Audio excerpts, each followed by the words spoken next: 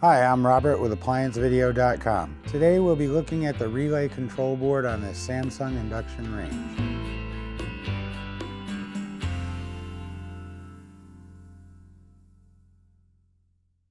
Stop! Before you begin any repair, unplug the appliance from the wall outlet. It is also recommended that you check for proper voltage.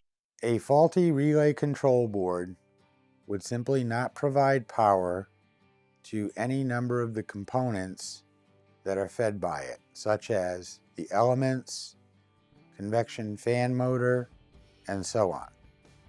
To begin this repair, you must move the range out from the counter. To remove the lower back panel, you want to undo the number 2 Phillips screws located around the perimeter.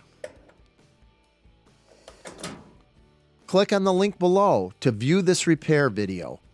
ApplianceVideo.com guides you step by step, giving you the confidence to avoid recalls and callbacks, also saving time on repairs.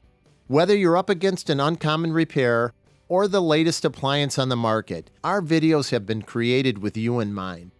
Our growing library of videos have been produced using our factory-certified technicians who have extensive infield experience over the past 30 years.